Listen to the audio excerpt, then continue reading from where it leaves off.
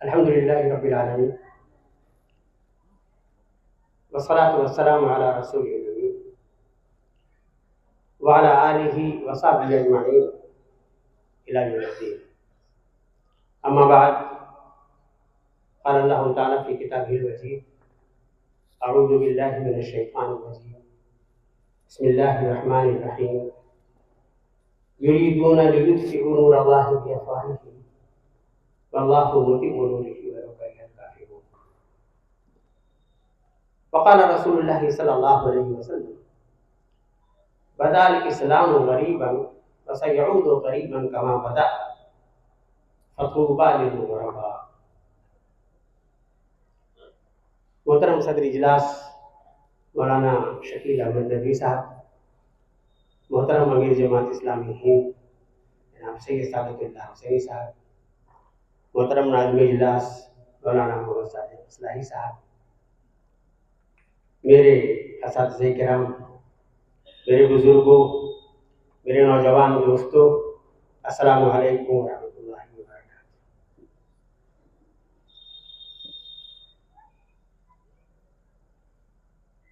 میرے چھوٹے بھائی نے بڑا مبالغہ آمیز تعارف کروایا. میں اس کا مستحق ہوں. میں نے آپ کے سامنے ایک آیت بات پیش کی اور ایک حدیث پاک. انہیں دونوں کی مختصر تشریح کروں گا اور اس تعارف کے مستحق جو ہیں، جن کو آپ سننے کے لیے آئے ہیں، انشاءاللہ وہ آپ کو حوصلہ دیں گے، ویژن دیں گے، لاہے عمل دیں گے، اور وہ سب کچھ جس کی آپ توقع لے کر کے آئے. حضرات گرامی، میں نے جو حدیث پیش کی ہے، اس میں اسلام اور کفر کی کشمکش کے بارے میں بیان ہے. ماضی کی داستان بھی ہے، حال کی تصویر بھی ہے، اور مستقبل کا نقشہ بھی ہے. اس ایک حدیث پاک میں ہم اسلام کا تابناک ماضی بھی دیکھ سکتے ہیں، اس کی بھی ایک تصویر دیکھ سکتے ہیں. حدیث پاک کی روشنی میں ہم اپنا حال بھی دیکھ سکتے ہیں، اور یہی حدیث پاک ہمارے لیے بشارت لے کر کے آئی ہے کہ اگر تم سمجھ پا رہے ہو کہ تم کہاں پہنچ گئے ہو تو تمہاری کیا ذمہ داریاں ہیں.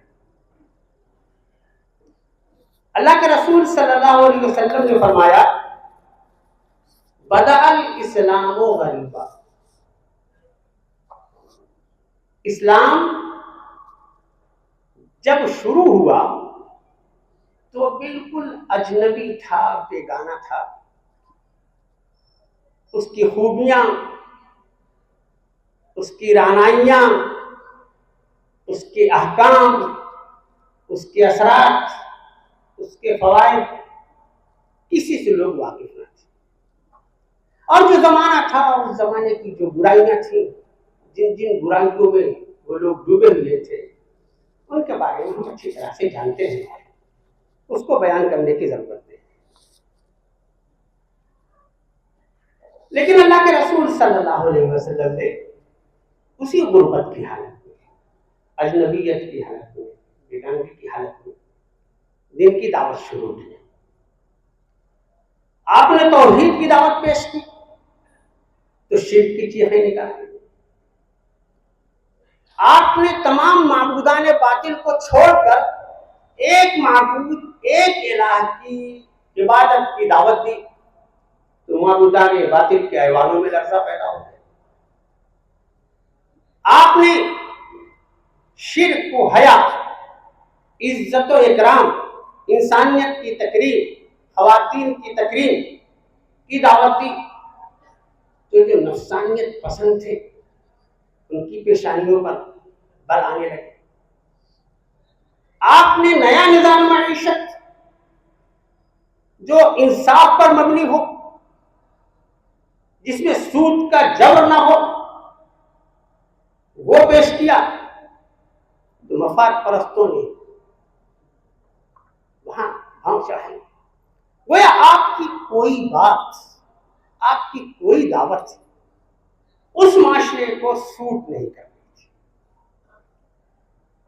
تو یہ ہوا اللہ کے رسول صلی اللہ علیہ وسلم کے کہنے کا مطلب کہ اسلام جب شروع ہوا تو وہ بڑا لوگوں کی نگاہ میں اجنبی تھا, بیگانہ تھا. اس کی ہر بات ہی لوگوں کو الٹی لگتی تھی, خراب لگتی تھی. لیکن یہ تو ہم لوگوں کی تاریخ کا حصہ ہے, ہم لوگ اس پر فخر کرتے ہیں. دنیا اس کا اعتراف کرتی ہے کہ بہت چھوٹی سی قلیل مدت 23 سال کی مدت میں اللہ کے رسول صلی اللہ علیہ وسلم نے خود کو کھپا کر اپنے دوستوں کو ساتھ لے کر اسی قرآن مجید کی روشنی میں اس معاشرے کو بدل کر کے رکھ دیا. جو ظلم کے متوالے تھے وہ امن کا علم لے کر کے اترے. جو شراب کے شہدائی تھے انہوں نے اپنے گھر مٹکے اڑے دیے. جو سود خوار تھے انہوں نے اس نظام کو تج دیا. جو حقوق مار رہے تھے انہوں نے حقوق دینا شروع کیا. کہ جب وہ مدت پوری ہوتی ہے, وہ دن آتا ہے کہ جب اللہ کے رسول صلی اللہ علیہ وسلم مکہ فتح کرتے ہیں, تو اسی خانہ کعبہ کو جس کی آزادی کے لیے آپ روئے تھے, گر گڑائے تھے, مکہ چھوڑ کر جاتے ہوئے اس شہر کو دیکھ کر کے کہا تھا کہ مجھے بہت عزیز ہے, آج وہاں پورا مکہ سرنگوں تھا. بڑے بڑے کافر, بڑے بڑے جابر, بڑے بڑے ظالم سب پناہ مانگ رہے تھے. اور وہ بت جو خانہ کعبہ میں جمع تھے, جاء الحق وزهق الباطل ان الباطل کان زهوقا کے اعلان کے ساتھ لکڑی کے اشارے سے سر جھکا رہے تھے, اوندھے منہ دیکھ رہے تھے. اس کی شہادت تو سب دیتے ہیں نا. اللہ کے رسول صلی اللہ علیہ وسلم آخری حج کر رہے ہیں. حج کے موقع پہ رب ذوالجلال کی طرف سے اعلان ہو رہا ہے کہ آپ کا کام مکمل ہو گیا. الیوم اکملت لکم دینکم واتممت علیکم نعمتی ورضیت لکم الاسلام دینا. تمہارا رب اب تمہارے اس دین اسلام سے راضی ہے سدا ہمیشہ کے لیے. اب کوئی دین اور نہیں آنے والا, دین کا اتمام ہو گیا. اب ہر طرف امن و امان ہوگا, خوشحالی ہوگی, لوگوں کی عزتیں محفوظ ہوگی, سب کے حقوق ادا کیے جائیں گے. اللہ کے رسول صلی اللہ علیہ وسلم نے اس موقع پر جو خطبہ کیا ہے, بڑا عظیم خطبہ ہے, ہم لوگ سنتے ہیں اور بہت بار بار سنتے ہیں, جس میں تمام باتوں کا اعلان ہے.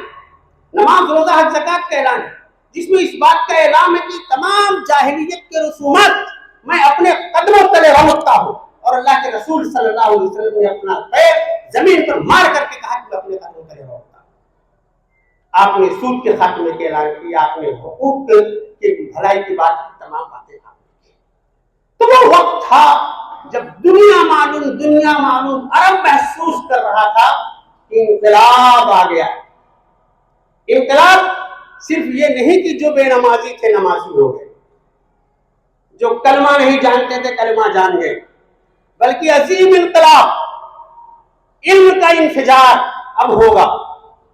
نئی تہذیب, نئی سیاست میں قیادت کا رنگ, علوم و فنون کا انفجار اور ابتکار. گویا ہما جہت انقلاب اللہ کے رسول صلی اللہ علیہ وسلم نے برپا کیا. اسلام غریب نہیں رہ گیا, اب اسلام کسی کے لیے اجنبی نہیں رہ گیا.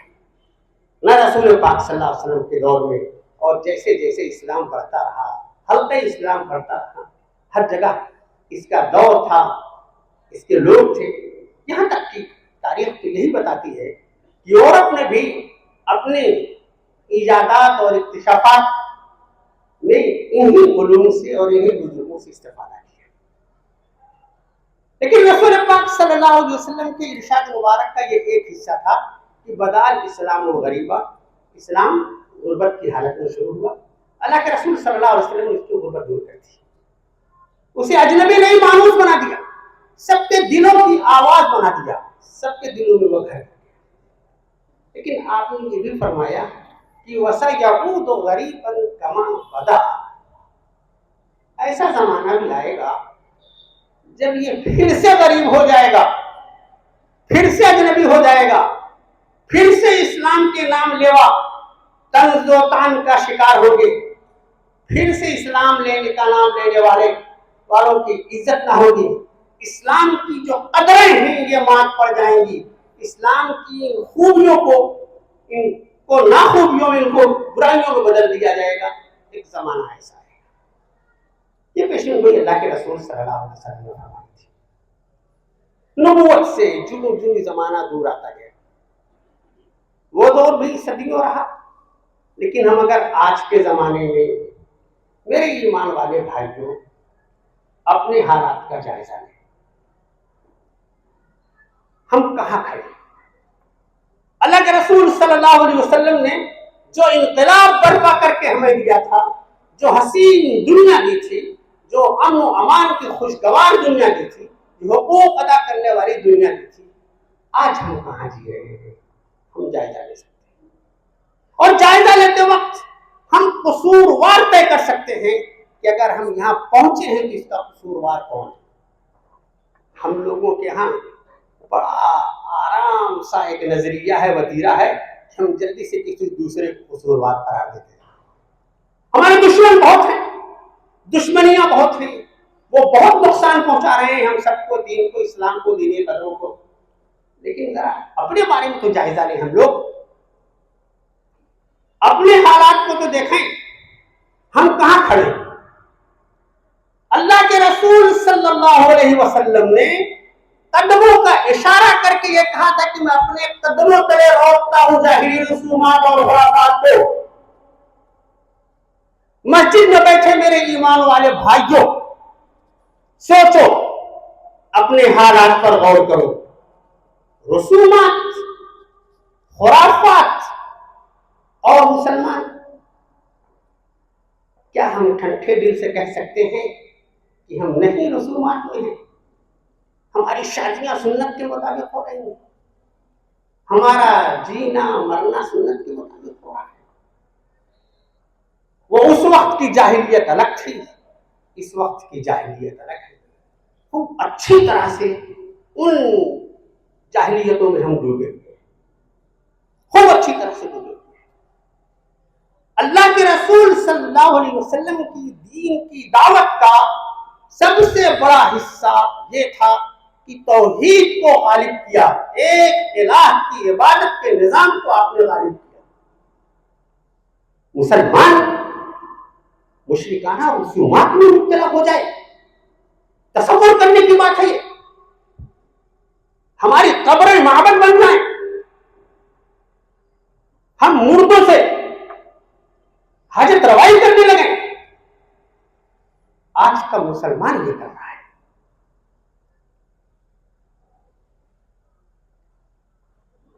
اللہ کے رسول صلی اللہ علیہ وسلم نے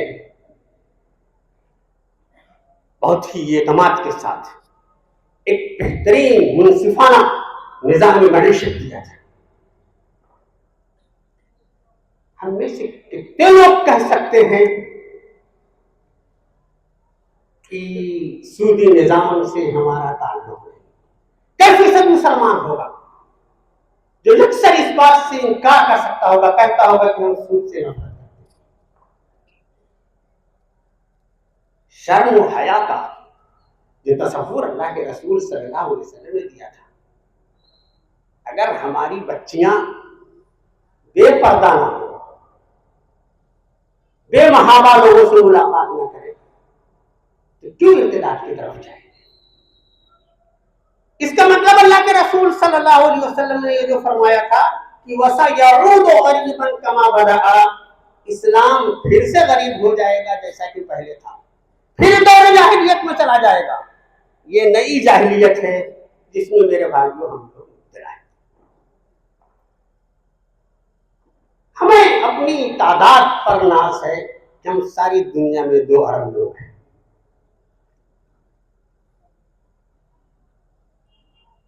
ہمیں ناز ہے کہ ہمارے پاس قرآن ہے، حدیث ہے، ڈھیر سارے مدارس ہیں، لاکھوں کے اجتماعات ہم کرتے ہیں، بہت ساری تحریکیں ہیں اور جماعتیں ہیں۔ اللہ کے رسول صلی اللہ علیہ وسلم نے اسی خطبہ حجۃ الوداع میں فرمایا تھا، یہ ختم کرنا کے بعد یہ کہا تھا کہ دیکھو ایسا ہے، ہو سکتا ہے کہ اگلے سال اس مقام پر، اس جگہ میری ملاقات نہ ہو۔ یہ اشارہ تھا رسالت کے اتمام کا۔ کیا کیفیت ہوئی ہوگی اس وقت کے مجمع پر؟ 1 لاکھ سے زیادہ کا مجمع تھا، لیکن ان کو آپ نے ایک وصیت فرمائی۔ دیکھو میں رہا نہیں رہا، کیا وصیت فرمائی؟ ترکت فیکم امرین لن تضلوا ما تمسکتم بہما۔ 2 چیزیں تمہارے درمیان چھوڑے جا رہا، یہ ہمیشہ ہمیشہ رہیں گی۔ اگر تم ان 2 چیزوں کو پکڑے رہو گے تو کبھی گمراہ نہیں۔ ان 2 چیزوں کی پھر آپ نے وضاحت فرمائی، کتاب اللہ، اللہ کی کتاب، و سنتی، اور اللہ کے رسول صلی اللہ علیہ وسلم نے فرمایا میری سنت، میرا طریقہ۔ یہ جو اسلام پھر سے غربت میں چلا گیا، اس کی لوگ 100 وجہیں بتائیں گے، ایک وجہ، اکیلی وجہ یہ ہے کہ ہمیں اللہ کے رسول صلی اللہ علیہ وسلم کی اس وصیت کو دل پر نہیں دیا، چھوڑ دیا ہم نے اس وصیت۔ ہم نے اپنی مرضی کا دین بنایا، اپنی مرضی کی دینداروں کی تشبیہ شبیہ بنائی، ان کا لباس بنایا، ان کا کپڑا بنایا، ان کا رہن سہن بنایا۔ جو دین قرآن میں تھا، جو دین حدیث پاک میں تھا، جو دین اللہ کے رسول صلی اللہ علیہ وسلم نے معاشرے میں برپا کیا تھا، وہ دین اتنی بڑی تعداد کے باوجود ہم سے کہیں پیچھے رہ گیا۔ وہ سیدھے لفظوں میں پوچھتا ہوں، اللہ کے رسول صلی اللہ علیہ وسلم نے کہا تھا کہ کتاب اللہ کو مضبوطی سے پکڑے رہنا، اللہ کی کتاب قرآن مجید کو۔ اگر میں یہ کہہ دوں کہ اس کا سرا ہم سے چھوٹ گیا، بہت سارے لوگوں کو پیشانی پر آئے گا، ایسا کیا ہو سکتا؟ ہم تو قرآن مجید کو دل سے لگائے، رمضان میں اتنے پارے اتنے ختم کرتے، ہر جگہ ہمارے یہاں قرآن ہے۔ ایسے ہی مولوی صاحب کہہ رہے ہیں کہ قرآن مجید ہم نے چھوڑتا ہے۔ قرآن مجید سے 3 سوالات آپ کے سامنے رکھتا ہوں، ان میں اگر آپ پاس ہیں تو پاس، اور اگر ان کا جواب آپ کے پاس ہاں میں نہیں ہے تو ماننا پڑے گا کہ قرآن ہم نے چھوڑ دیا۔ اللہ تعالیٰ نے قرآن مجید میں کہا تھا کہ تم لوگوں کے درمیان کوئی نزاع ہو، جھگڑا ہو تو فردوا الی اللہ و رسول، اپنے نزاعات اللہ اور اس کے رسول سے حل کرواؤ اگر کوئی تمہارے درمیان ہو جائے۔ اور پھر فرمایا قرآن مجید نے وَمَن لَّمْ يَحْكُم بِمَا أَنزَلَ اللَّهُ فَأُولَٰئِكَ هُمُ الْكَافِرُونَ وَمَن لَّمْ يَحْكُم بِمَا أَنزَلَ اللَّهُ فَأُولَٰئِكَ هُمُ الظَّالِمُونَ وَمَن لَّمْ يَحْكُم بِمَا أَنزَلَ اللَّهُ فَأُولَٰئِكَ هُمُ الْفَاسِقُونَ۔ مفسرین اس پر گفتگو کرتے ہیں کہ کافر ہونا بڑا جرم ہے، یا ظالم ہونا بڑا جرم ہے، یا فاسق ہونا بڑا جرم ہے۔ آپ تو ان میں سے کوئی ٹائٹل اپنے لیے نہیں پسند کریں گے۔ اللہ تعالیٰ نے یہ کہا کہ جو کچھ اللہ نے نازل کیا ہے یہ کتاب قرآن مجید، جو آدمی اس سے فیصلہ نہیں کرواتا، اس سے فیصلہ نہیں لیتا، وہ کافر ہے، وہ ظالم ہے، وہ فاسق ہے۔ میں اسی مٹی سے اٹھا، اعظم گڑھ کی ہی مٹی، اور اسی مدرسے کا پلا تھا، اپنے پورے معاشرے کو جانتا، گاؤں کے گاؤں عدالت میں، تحصیل میں پڑے رہتے، کئی لوگوں کا پیشہ خالی یہی پیروی ہے، طاغوت کی عدالت میں جانا، اپنے نزاعات لے کر۔ بتاؤ میرے ایمان والے بھائی کو، کافر کا لفظ آپ کو اچھا لگتا ہے، ظالم کا لفظ اچھا لگتا ہے، فاسق کا لفظ اچھا لگتا ہے؟ قرآن نے یہ کہا ہے کہ جو ان کو چھوڑ کر کے وہاں جائے گا وہ یہ پکڑے ہوئے ہیں ہم قرآن مجید کو، ہے ہمارے ہاتھ میں قرآن مجید، اس میں داڑھی والے بھی ہیں، جبہ والے بھی ہیں، گناہگار بھی ہیں، سب ہیں جو وہاں دکھائی دیتے ہیں۔ پہلا کوشچن یہ تھا۔ اللہ کے رسول صلی اللہ علیہ وسلم نے سودی نظام کے بارے میں جو کہا میں بتایا آپ کو، قرآن مجید کا بڑا واضح حکم ہے کہ سود حرام، تمام سودی نظام حرام، اس سے وابستگی گویا پیٹ میں انگارے بھرنا ہے۔ ہمارا تجارت کا نظام، ہمارا معیشت کا نظام، ہمارا لین دین، کئی فیصد لوگ مسلم معاشرہ میں ہاتھ اٹھا سکتے ہیں کہ سودی نظام سے ہم بالکل لیا بری ہیں، وہ برات کا اظہار کرتے ہیں۔ قرآن مجید میں جس شدت سے اس کی حرمت بیان ہوئی ہے، قرآن مجید میں ایک حکم اور بیان ہوا ہے، بڑا اہم حکم ہے، وراثت کا حکم۔ آج صبح کے اجلاس میں ہمارے مدرسے کے ناظم ڈاکٹر فخر اسلام صاحب نے اس کی وضاحت کی، اور شام کو میرے استاذ مولانا عبید اللہ صاحب نے مجھے پکڑ کر کے نصیحت کی کہ بیٹا یہ بات تم ضرور کہنا۔ وصیت کے سلسلے میں قرآن مجید میں سورہ نساء میں بہت مفصل احکام آئے ہیں، ایک ایک حقدار کا حق بیان کیا گیا ہے، ایسے کہ اتنی تفصیل کے ساتھ نہ نماز کا حکم بیان ہوا ہے، نہ روزے کا حکم بیان ہوا ہے، نہ زکوٰۃ کا حکم بیان ہوا ہے، نہ حج کا حکم بیان ہوا ہے، جتنی تفصیل کے ساتھ وراثت کا حکم بیان ہوا ہے۔ وراثت کے بیان کے اختتام پر جو آیت ہے، فرمایا اللہ تعالیٰ نے تلک حدود اللہ، یہ اللہ کے متعین کردہ حدود ہے، یہ ریڈ لائن اللہ نے کھینچی ہے۔ وَمَن يَعْصِ اللَّهَ وَرَسُولَهُ وَيَتَعَدَّ حُدُودَهُ يُدْخِلْهُ نَارًا خَالِدًا فِيهَا، جو اللہ اور اس کے رسول کی نافرمانی کرے گا، اس کے حدود کو پھیلانے کی کوشش کرے گا، جہنم میں جھونکا جائے گا ہمیشہ ہمیشہ۔ میرے ایمان والے بھائیوں، بہت ٹھنڈے دل سے کلیجے پر ہاتھ رکھو۔ وراثت کے اس قانون کو ہمارا مسلم معاشرہ کئی فیصد عمل کر رہا ہے؟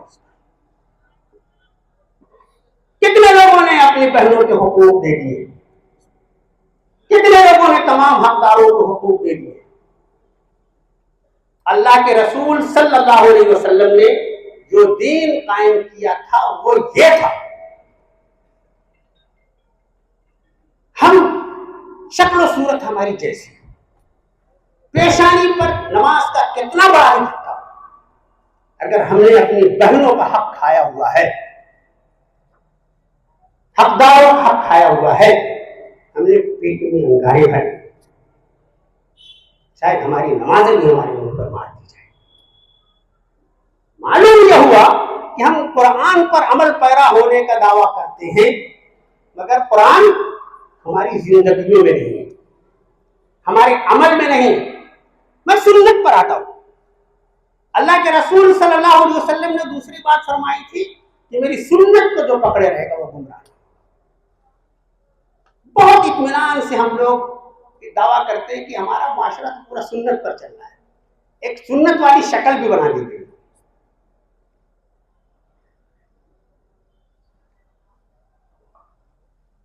اللہ کے رسول صلی اللہ علیہ وسلم کی سب سے بڑی سنت کیا ہے؟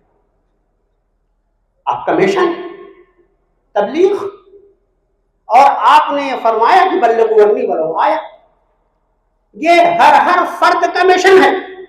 قرآن مجید نے امر بالمعروف اور نہی عن المنکر کا حکم دیا۔ قرآن مجید نے اللہ کے رسول صلی اللہ علیہ وسلم کی امت کو خیر امت اسی بنیاد پر کہا ہے کہ تم معروف کی دعوت دو گے اور منکر سے روکو گے۔ کتنے لوگ ہم میں سے ہیں جو دین کی دعوت سے جڑے ہوئے ہیں، دین کی دعوت کو اپنا مشن سمجھتے ہیں، اس کے لیے وقت لگا رہے ہیں، توانائیاں لگا رہے ہیں۔ کیسی محبت ہے ہمارے اللہ کے رسول صلی اللہ علیہ وسلم سے؟ پہلا ہی فریضہ اور چھوٹ گیا۔ اللہ کے رسول صلی اللہ علیہ وسلم نے فرمایا تھا کہ تم اپنی زبان کی صداقت کی ضمانت دو، حفاظت کی ضمانت دو، میں تمہیں جنت کی بشارت دیتا ہوں۔ بہت دور جانے کی ضرورت نہیں، یہ بیٹھے بیٹھے ہم لوگ اپنے بارے میں سوچ سکتے ہیں کہ ہم لوگ کب کب جھوٹ بول دیتے ہیں، چھوٹا جھوٹ، بڑا جھوٹ، مذاق والا جھوٹ، سچ مچ کا جھوٹ، بلکہ عدالتوں میں جا کر کے جھوٹی گواہیاں دے آتے ہیں، جھوٹی حلف نامے میں لے کے کروا دیتے ہیں۔ جنت بھی چاہیے اور خلاف ورزی۔ ایک بہت چھوٹی سی مثال، روز آنا کام آنے والی مثال، اللہ کے رسول صلی اللہ علیہ وسلم نے فرمایا کہ النظافۃ نصف الایمان، صفائی یہ آدھا ایمان ہے۔ کہا یہ جاتا ہے کہ مسلم بستیاں ہی سب سے زیادہ گندی ہوتی ہیں، اگر ان کا محل صاف ہے، ان کا آنگن صاف ہے تو ان کی سڑک گندی ہوتی، ان کا نالا بجا رہا ہوگا۔ جیسے لگتا ہے کہ یہ پیغام پہنچا ہی نہیں ہم تک۔ صفائی میں اگر ہمارے بچے انگلش میڈیم اسکول میں پڑھتے ہوں گے تو وہاں سے روز نیا نوٹ لے کر کے آتے ہوں گے کہ یہ بتایا گیا۔ ہم لوگوں میں سے جو لوگ خدمت انجام دے رہے ہیں وہاں جو مورت سکھاتے ہیں اس کو نہیں سکھاتے۔ کیا حال ہے ہمارا؟ کیا واقعی ہم کبھی کوئی صفائی ڈرائیو چلاتے ہیں، کوئی مہم چلاتے ہیں کہ ہم اللہ کے رسول صلی اللہ علیہ وسلم کی امتی ہیں؟ امتیاز ہمارا یہ ہے کہ ہم کو زیادہ صاف شفاف ہونا چاہیے، ہماری بستیاں ان کی بستیوں سے زیادہ صاف ہونی چاہیے۔ کیا ٹیکنالوجی کو ذمہ دار قرار دے کر کے ہم بچ سکتے ہیں؟ نہیں بچ سکتے۔ تو سوال میرے بھائیوں یہ تھا کہ اللہ کے رسول صلی اللہ علیہ وسلم نے یہ کہا تھا کہ تم قرآن اور سنت کو پکڑے رہو گے تو گمراہ نہ ہو۔ اب یہ دعویٰ چھوڑ دیجئے کہ ہم قرآن اور سنت کو پکڑیں گے، پھر سے ہمیں قرآن اور سنت کی طرف بڑھنا ہوگا، رجوع کرنا ہوگا، قرآن کو اس کی حقیقی روح کے ساتھ، اس کے مرتبے، اس کی عظمت کو سمجھنا ہوگا اور اس کے حقوق کو ادا کرنا ہوگا۔ یہ بات جب میں مدرسۃ الاصلاح میں کھڑے ہو کر کے کہہ رہا ہوں، جس میں ہر سو فکر فراہی رواں، جس کی دعوت سے اہرمن لرزاں ہو جاتا ہے، میرے اصلاحیوں بتاؤ، میرے بھائیوں ایمان والے، قرآن کی امانت سینوں میں رکھنے والے، قرآن کا پیغام لے کر کے جانے والے، تمہاری ڈگری پر لکھا ہوا ہے کہ تم کو اس کو مضبوطی سے پکڑے رہنا ہے۔ تمہاری زندگی میں قرآن کتنا ہے؟ تمہارے عمل میں قرآن کتنا ہے؟ تمہاری دعوت میں قرآن کتنا ہے؟ تمہاری چلت پھرت میں قرآن کتنا ہے؟ قرآن تو قرآن خانی کی خالی کتاب نہیں ہے، زندگیوں میں اتارنے والی کتاب ہے۔ ظاہر ہونا چاہیے اس سے کہ یہ قرآن والا بندہ ہے، آپ کے پڑوسی کو، آپ کے ساتھی کو، آپ کے دوست کو، آپ کے دکاندار کو شہادت دینا چاہیے یہ قرآن والا بندہ ہے، اس لیے نیک ہے، اس لیے اچھا ہے، اس لیے ایماندار ہے، اس لیے جھوٹ نہیں بولتا۔ کتنے لوگ ہم لوگوں کی اس بات کی شہادت دیتے ہیں؟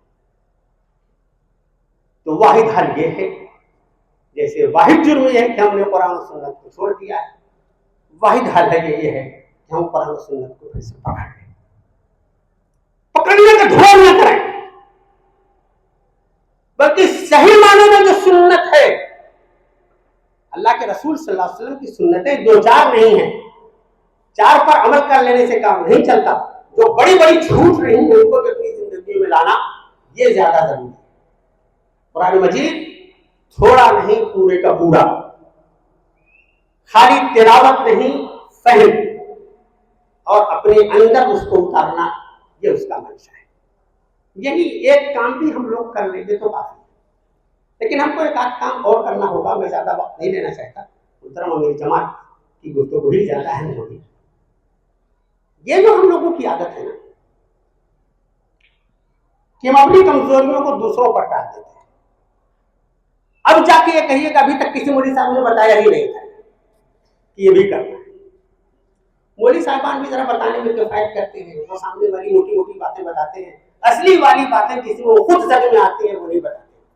آپ نے وصیت پر کتنے خطبے سنے، وراثت پر کہ وراثت سب کو دینا ہے۔ سخت بات ہے مگر یہ کہہ رہا ہوں کہ جو دیندار جس کو آپ سمجھتے ہو چیک کر لینا، اگر اس نے اپنی بہن کا حق دیا ہوگا تب اس کو دیندار ماننا، داڑھی چاہے جتنی بڑی۔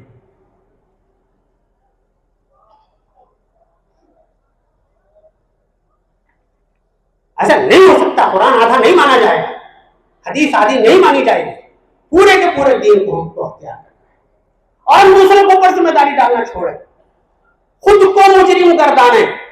جب تک ہم خود کو مجرم نہیں گردانیں گے، ہم خود توبہ نہیں کریں گے، خود اپنی اصلاح نہیں کریں گے، جب تک بھلائی نہیں ہونے والی۔ حساب ہم کو ہماری اپنی ذات کا دینا ہے، اللہ کے حضور ہم کو حاضر ہونا ہے، جنت یا جہنم میں ہم کو جانا ہے، وہ دوسرا نہیں جائے گا۔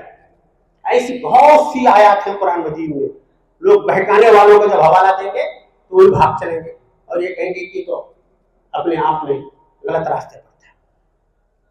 لیکن ہم تو دوسروں پر ذمہ داریاں ڈالتے ہیں، وہ ذمہ داریاں ڈالنا چھوڑیں۔ میں لکھ کے لایا تھا کہ دوسرے لوگ بھی بہت سے ہیں جو دشمنان اسلام ہیں، جو رسول کے ساتھ کیا کر رہے ہیں، جو ہماری اسلامی قدروں کے ساتھ کیا کر رہے ہیں، ہماری جو بہترین قدریں ہیں حیا، انہوں نے اسی کو تقیہ نوسی قرار دے دی۔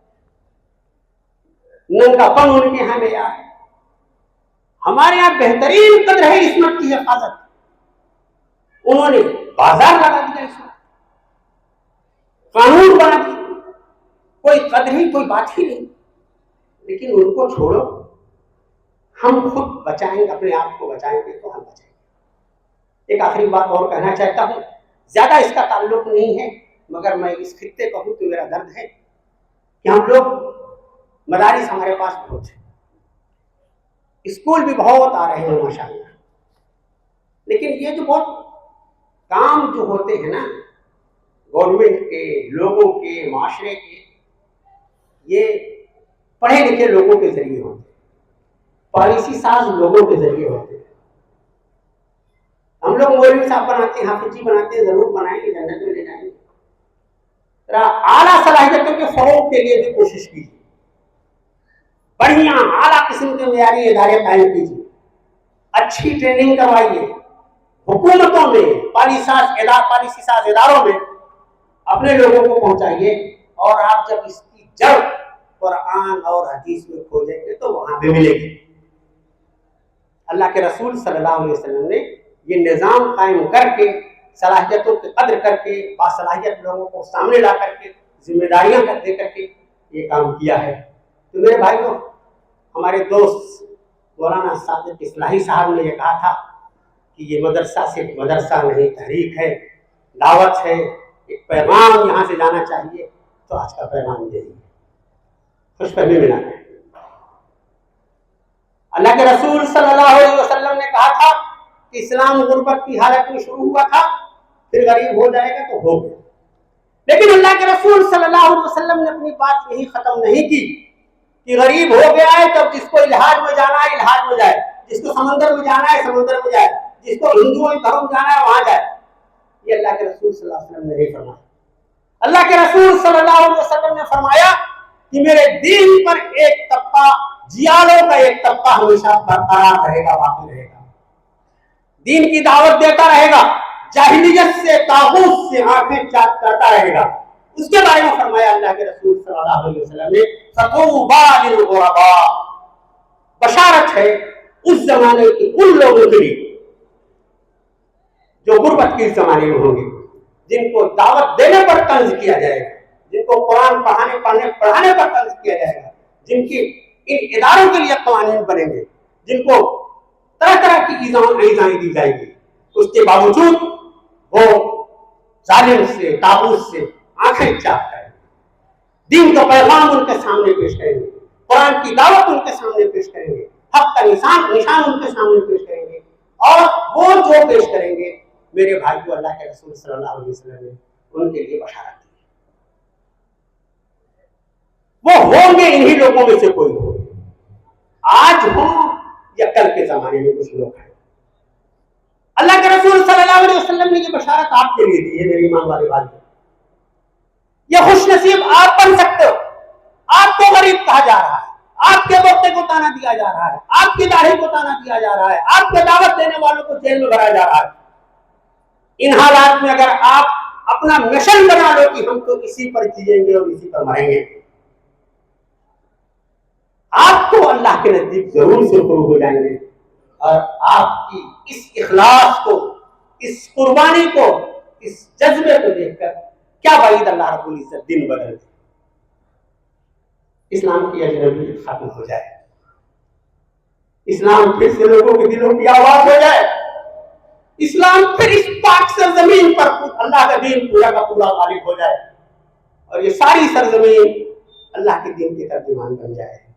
میرے بھائیوں، یہ کام کرنا ہوگا ہمیں، اور یہ کام کرنے کے لیے ہمیں پیارے رسول صلی اللہ علیہ وسلم نے وصیت کی، تعلیم دی، تبلیغ کی. ہمیں اگر اللہ کے رسول صلی اللہ علیہ وسلم سے محبت ہے، قرآن مجید سے محبت ہے، دین سے محبت ہے، اور ہم دین کی سرفرازی چاہتے ہیں، اور ہم خود اللہ کے انعام کا مستحق بننا چاہتے ہیں، جنت میں جانا چاہتے ہیں، تو راستہ کھلا ہوا ہے، چوائس آپ کے سامنے ہے. اللہ کے رسول صلی اللہ علیہ وسلم کی بشارتوں کا مستحق بننا چاہتے ہیں، یہ جس طرف دنیا جانا چاہتے ہیں اس طرف جانا چاہتے ہیں، سوچ سمجھ کر کے فیصلہ کرو میرے بھائیوں. اللہ رب العزت سے دعا فرمائیں کہ اللہ تعالیٰ ہمیں واقعی طور پر دین کا صحیح فہم عطا فرمائے، پورے دین کا پورا پورا شعور عطا فرمائے. قرآن مجید کا جو حق ہے، جو عظمت ہے، اللہ تعالیٰ ہمیں انہیں پہچاننے کی توفیق عطا فرمائے. اللہ کے رسول صلی اللہ علیہ وسلم کی سنت سے محبت کے جو تقاضے ہیں، اللہ تعالیٰ ہمیں ان تقاضوں کو سمجھنے اور ان پر عمل کرنے کی توفیق عطا فرمائے. آمین.